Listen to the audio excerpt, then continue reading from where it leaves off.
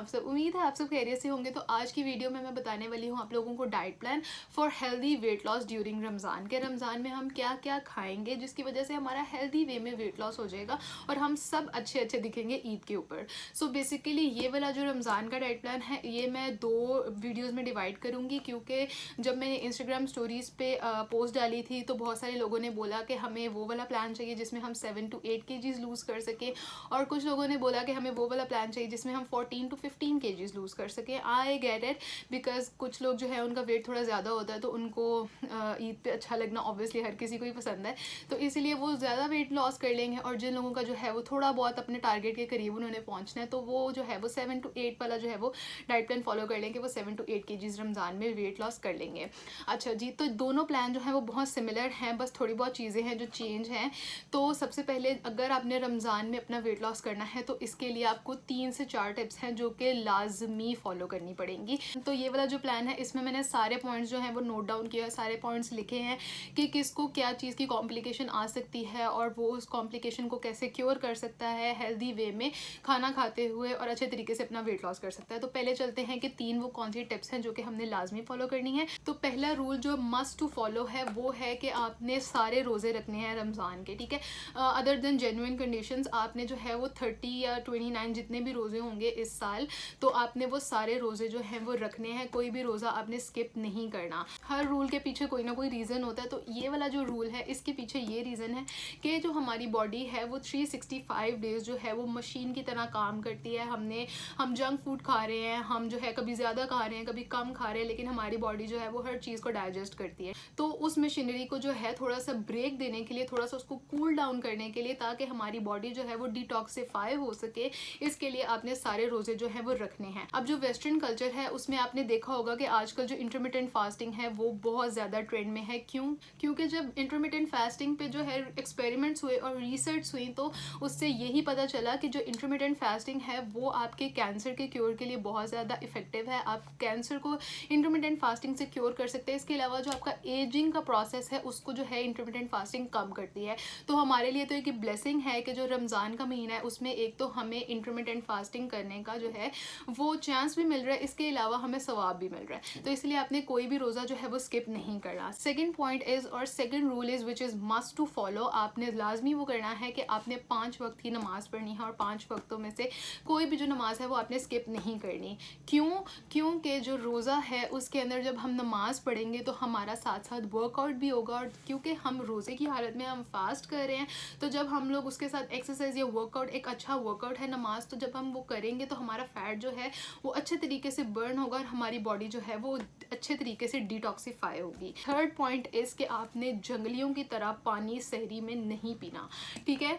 कुछ लोग जो होते हैं वो क्या करते हैं, सहरी में जो है वो 3 से 4 गिलास जो है वो पानी पी लेते हैं। क्योंकि यार हमें सारा दिन बहुत प्यास लगेगी, रोज़ा रखना है तो हम ज़्यादा सारा पानी पी लेते हैं। उससे क्या होता है कि जब आप ज़्यादा सारा पानी एक ही टाइम पे पीते हैं तो आपकी किडनी जो है वो डाइल्यूटेड फॉर्म में आपका जो यूरिन है उसको एक्सक्रीट करना शुरू कर देती है। तो उससे क्या होगा कि आपका सोडियम पोटेशियम जो है वो भी साथ में एक्सक्रीट हो रहा है, तो उसकी वजह से आपको ज़्यादा प्यास लगेगी। इसीलिए आपने जो है वो इफ्तारी से लेकर सहरी तक थोड़ा थोड़ा करके पानी पीना है। जितनी आपकी नॉर्मल रूटीन है उतना ही आप पानी पिए। बस आपने सहरी में जो है वो बहुत ज़्यादा पानी नहीं पीना, उसकी वजह से एक तो आपको ब्लॉटिंग का मसला आ सकता है, ठीक है। उसके बाद जो अक्सर लोग हैं वो सहरी के बाद सहरी करके तो सो जाते हैं, तो हमारा जो स्टमक है वो सोने से पहले ज़्यादा फुल नहीं होना चाहिए, और अक्सर जब आप लोग पानी पी लेते हैं तो हमारा स्टमक जो है वो बहुत ज़्यादा फुल हो जाता है। तो इसलिए आपने पानी जो है वो सहरी के टाइम ज़्यादा नहीं पीना। तो अब शुरू करते हैं डाइट प्लान को। डाइट प्लान में सबसे पहले जो है हम सहरी से स्टार्ट करते हैं 2 अंडों का ऑमलेट, और उसमें आपने डालनी है 1/2 कप सब्जियाँ, ठीक है। आप अपनी चॉइस की सब्जियाँ डाल सकते हैं। अब कुछ लोग पूछेंगे कि कितना हम ग्राम में यूज़ करें या कितना ये यूज़ करें, तो आपने क्या करना है मैं सिंपल वर्ड्स में बता देती हूँ। 1/4 आपने अनियन लेना है, 1/4 आपने टोमेटो लेना है, 1/4 ही आपने कैप्सिकम लेनी है, ठीक है।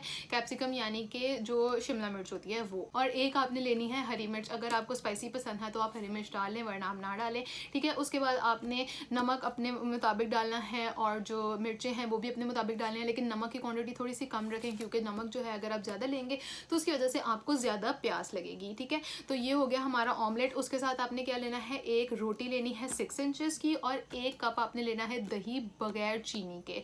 अब दही को अगर आप चाहे तो लस्सी भी बना सकते हैं उसकी, लेकिन जो दही है या लस्सी है उसमें चीनी नहीं जाएगी, ठीक है। उसके बाद ये होगी हमारी सहरी, ठीक है। सहरी जो है वो हमें कम ही करनी चाहिए, क्योंकि अब बहुत सारे लोगों का ये कॉन्सेप्ट है कि जो सहरी है वो हम ज़्यादा करेंगे ना तो हमें सारा दिन भूख नहीं लगेगी, ठीक है। तो ये वाला जो कॉन्सेप्ट है ये आपका बिल्कुल गलत है, क्योंकि अगर वो अभी हमने एक मील लिया है जिसमें हाई फैट है, हाई प्रोटीन है, ठीक है, तो उसने 3 से 4 घंटे के अंदर या मैक्स 5 घंटे के अंदर उसने डाइजेस्ट हो जाना है, ठीक है। अगर आप ज़्यादा खाएंगे तो वो थोड़ा सा ज़्यादा टाइम लगेगा उसमें, और अगर आप कम खाएंगे तो उसमें थोड़ा सा कम टाइम लगेगा, लेकिन मैक्स 4 से 5 घंटे के दरमियान में वो जो है वो डाइजेस्ट हो जाएगा। अगर आपने कोई वेजिटेबल या फ्रूट लिया है या डेयरी ली है तो वो जो है आधे घंटे में या 1 घंटे के अंदर वो डाइजेस्ट हो जाएगा और आपका पेट जो है वो खाली हो जाएगा। तो आप जितना मर्ज़ी ज़्यादा खा लें या जितना मर्ज़ी कम खा लें तो आपको भूख तो लगनी ही लगनी है। तो इसीलिए जो है वो सहरी हम थोड़ी सी अपनी कम रखेंगे, ताकि जो हम अफ्तारी है वो थोड़ी सी अच्छी कर सकें, क्योंकि लोगों ने जो है वो बहुत ज़्यादा रिक्वेस्ट की थी कि हमें इफ्तारी में जो है वो समोसे चाहिए और पकौड़े चाहिए। तो इसीलिए हम सहरी थोड़ी सी हल्की करेंगे, क्योंकि हमने वेट लॉस भी करना है और साथ में अपनी शौक़ को भी लेके चलना है। तो इसीलिए जो हम सहरी है वो थोड़ी सी कम करेंगे और थोड़ी सी लाइट सहरी होगी हमारी। उसके बाद हम रोज़ा रख लेंगे। रोज़ा रखने के बाद जब हमारा रोज़ा खुलेगा, यानी कि हम जब इफ्तारी करेंगे, तो इफ्तारी में हमने सिर्फ एक खजूर से रोज़ा खोलना है। एक खजूर से ज़्यादा आपने नहीं लेनी, क्योंकि खजूर में होता है फ्रुक्टोज़। अब जो फ्रुक्टोज़ है वो आपका ग्लाइसेमिक इंडेक्स बहुत ज़्यादा इंक्रीज़ कर देता है। तो इसकी वजह से अगर आप एक से ज़्यादा खजूर खाएंगे तो आपका वेट गेन होने के चांसेस हैं, ठीक है। आपने खाली एक खजूर, अगर आपका बहुत दिल कर रहा है तो आप जो लेमनेड है वो अपने पास बना के रख लें, या शिकंजी बना के रख लें जिसमें चीनी जो है वो कम होगी, ठीक है। पानी के अंदर जो है वो आप सिर्फ जो है वो लेमन डाल लें, वो जो है वो आप पी लें, ठीक है। उसके बाद आप पढ़ेंगे नमाज, ठीक है। जब हमारे 20 मिनट गुजर जाएंगे इफ्तारी को हुए, उसके बाद हम लेंगे जी 100 ग्राम्स पकौड़े, ठीक है। 100 ग्राम से ज़्यादा आपने पकोड़े नहीं लेने हैं।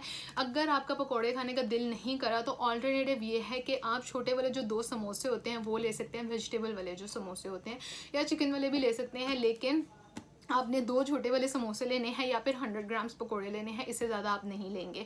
और एक जो पोटैटो है वो उसके आप फ्राइज़ बना सकते हैं, या फिर आप जो है वो उसको बॉयल कर सकते हैं, जैसे आपका दिल करे। बस आपने एक आलू जो है वो मीडियम साइज़ का जो होता है, अब ये नहीं कि एक आलू का है तो बड़ा वाला जो आलू है वो हम लोग ले लेते हैं, नहीं, हमने एक मीडियम साइज़ का आलू लेना है, ठीक है। पोटैटो लेना है, उसके हमने बनाने हैं फ्राइज़। उसके आधे घंटे के गैप के बाद आप लोग खा लें एक बाउल फ्रूट चाट का, ठीक है। फ्रूट चाट का जो है वो हमारा बाउल हो गया, वो हमारा हो गया जी 1 घंटे या आधे घंटे के बाद। ये हमारी हो गई इफ्तारी। अब इफ्तारी के बाद आता है जी थोड़ा सा मेहनत वाला काम। इफ्तारी के बाद आधे या 1 घंटे के बाद, जब आपने फ्रूट चाट वगैरह खा लिया, उसके आधे घंटे के बाद या 1 घंटे के बाद हम करेंगे जी एक्सरसाइज या वर्कआउट।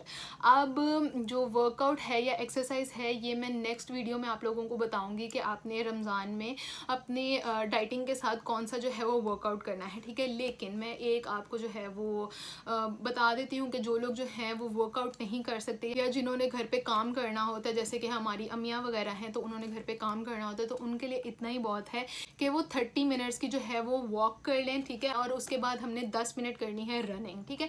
ये हो गया हमारा ऑल्टरनेटिव उन लोगों के लिए जिनके पास टाइम नहीं होता और उनको थोड़ा सा जो है वो टाइम को कोप अप करने के लिए हम जो है ये वाला वर्कआउट कर रहे हैं। तो ये हो गई जी हमारी इफ्तारी, और इफ्तारी के बाद का हमारा वर्कआउट। उसके बाद हमने क्या करना है, हमने करना है डिनर, ठीक है। अगर आपका दिल कर रहा है तो आप करेंगे, अगर आपका नहीं दिल कर रहा है तो आप कुछ हल्का फुल्का जो है, अगर आपको कुछ जैसे फ्रूट्स खाने हैं आपने तो वो खा लें, अगर आपने कोई सैलेड वगैरह खाना है तो आप वो खा लें, अगर आपका दिल नहीं है तो, ठीक है। अगर आपका दिल है, कुछ खाने को भूख लग रही है आपको, तो डिनर में हम लेंगे 1 कप मिक्स्ड वेजिटेबल्स का, ठीक है, यानी कि 1 बाउल हम लेंगे सैलेड का। उसके अंदर जब हम डालेंगे 1/4 कप चिकपीस का, ठीक है, यानी कि 1/4 कप हम लेंगे चने, वाइट वाले या ब्लैक वाले, उनको हम बॉयल कर लेंगे और वो हम करेंगे 1 कप जो सैलेड है उसके अंदर हम लोग मिक्स कर लेंगे, और उसको जैसे चाट टाइप बन जाती है ना, वो आप लोग बनाएं और वो साथ में खा लें। अगर आपको फिर भी भूख लग रही है तो आप साथ में आधा जो है वो एप्पल ले सकते हैं, ठीक है। इसका ऑल्टरनेटिव है, क्योंकि ये हमने 30 डेज़ के लिए करनी है तो जो है वो बोर ना हो जाए, इसके लिए मैं आपको बता रही हूँ कि अगर आपने ऑल्टरनेटिव करना है तो आप ये कर सकते हैं कि आप दोबारा से एक 6 इंच की जो है वो रोटी ले सकते हैं, और उसके साथ आधा कप कोई सी भी सब्ज़ी आप लोग ले सकते हैं, ठीक है। लेकिन ऑयल कम होना चाहिए सब्ज़ी के अंदर। तो ये हो गए हमारे 3 मील्स। ये हमने लेने हैं, एक सहरी में लेना है, एक इफ्तारी में लेना है और एक हमने इफ्तारी के बाद जो डिनर होता है वर्कआउट के बाद उसमें लेने हैं। उसके अलावा जो इफ्तारी है उसके बाद आपने क्या करना है, अपने पास एक बॉटल बना के रख लेनी है जिसमें आपने एक बड़ा वाला जो लेमन होता है उसको स्क्वीज़ कर लेना है और 15 से 16 जो है वो मिंट के लीव्स डाल लेने हैं, ठीक है। और आपने वो इफ्तारी से लेके सहरी तक जो है वो 2 लीटर पानी ख़त्म करना है हर हाल में, ठीक है। इसके अलावा जो वर्कआउट है, जब आप एक्सरसाइज वगैरह कर रहे होंगे तो आप आधा लीटर या 1 लीटर की जो बॉटल है अपने पास दोबारा से भर के रख लें। उसके अंदर आपने एक लेमन स्क्वीज़ करना है और साथ में डालने हैं थोड़े से मिंट लीव्स, या फिर मिंट लीव जो है आप रहने दें, वो सिर्फ पहले वाले में कर लें। और जो ये वाला जो पानी है उसके अंदर आप सिर्फ एक लेमन स्क्वीज़ कर लें और ये आपने वर्कआउट के दौरान अपना ख़त्म करना है। अगर आप एक्सरसाइज कर रहे हैं तब भी, और अगर आप क्या कहते हैं वॉक और जॉगिंग वगैरह कर रहे हैं तब भी आपने जो है वो ये 1 लीटर पानी ख़त्म करना है। इसके अलावा अगर आपको बहुत ज़्यादा कॉन्स्टिपेशन का मसला है तो आप क्या करेंगे कि जो हमने 2 लीटर पानी बना के रखा था जिसमें हमने लेमन स्क्वीज़ किया था और मिंट लीव्स डाले थे, उसमें से आप 1 गिलास लेंगे, ठीक है। उसके अंदर आप 2 टेबलस्पून जो है वो इस्पगोल को मिक्स करेंगे और वो पी लेंगे। उससे क्या होगा, आपकी कॉन्स्टिपेशन जो है वो दूर हो जाएगी। अगर किसी को इस्पगोल से एलर्जी है या उसका दिल नहीं करा तो वो 1 टेबलस्पून जो है वो तुख मलंगा जो पानी के अंदर डालेगा, जब वो फूल जाएंगे के बाद आपने उसको पी लेना है। और साथ में आप दिन में 1 टाइम जो है वो चाय ले सकते हैं, या तो आप इफ्तारी में लेंगे चाय या फिर आप सहरी में लेंगे चाय, 2 टाइम आपने चाय नहीं लेनी है। तो इससे जो है वो हमारा कितना वेट लॉस होगा, इससे हमारा 7 to 8 kgs जो है वो ईद तक वेट लॉस हो जाएगा अगर आप दिल से जो है वो इसको फॉलो करेंगे डाइट प्लान को, और जैसे मैंने बोला है उसके अंदर कोई आगे पीछे नहीं करेंगे तो इंशाल्लाह आपका 7 to 8 kgs पक्का मस्ट है कि आपका जो वेट है वो लॉस हो जाएगा। अच्छा जी, तो एज अ डाइटिशियन मेरा ये फ़र्ज़ है कि मैं लोगों की जो मिसकंसेप्शन है डाइट के बारे में वो थोड़ी सी क्लियर करूँ। तो मैंने सोचा कि आपको एक जो है वो मिसकंसेप्शन आप लोगों की बता दूँ ताकि आप उसको जो है वो अच्छे तरीके से सॉल्व कर सकें।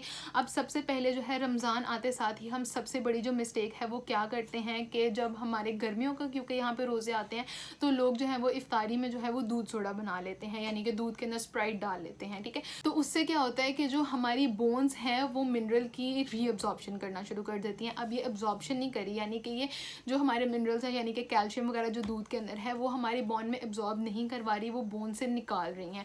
उसकी वजह से जो है वो हमारी बोन्स पोरस हो जाती हैं और फिर उसकी वजह से बहुत सारे मसले आते हैं, जैसे ओस्टियोपोरोसिस का मसला आता है फीमेल्स में या मेल्स में भी आ सकता है, और हमारी जो बोन्स हैं वो ब्रिटल होने के बहुत ज़्यादा चांसेस हैं। तो इसीलिए अगर आप रमज़ान में दूध सोडा पीते हैं, अगर आपकी फैमिली में कोई भी ऐसा करता है तो प्लीज़ उनको मना करें कि आपने जो है वो दूध के साथ स्प्राइट को या किसी भी कार्बोनेटेड बेवरेजेस को जो है वो मिक्स नहीं करना। तो आप दूध के अंदर जो है वो रूह अफ़ज़ा डालें या कोई भी ऐसी जो शरबत बनाने वाली चीज़ होती है वो डाल लें। इसके अलावा आप दूध में शहद भी डाल सकते हैं, आप वो डाल के पी लें, या फिर आप खाली दूध भी पी सकते हैं। बहुत ज़्यादा मिसकंसेप्शन है लोगों को, तो इसीलिए आई थिंक कि जो ये मिसकंसेप्शन है ये मुझे थोड़े बहुत पॉइंट्स बता देने चाहिए अपनी वीडियोज़ में ताकि आप लोगों को थोड़ा सा फ़ायदा हो सके। अगर आपको कोई भी क्वेश्चन है इस डाइट प्लान से रिलेटेड या किसी चीज़ की समझ नहीं आ रही है, किसी की जो क्वांटिटी है वो समझ नहीं आ रही तो पूछनी है तो आप मुझे कमेंट्स में भी पूछ सकते हैं।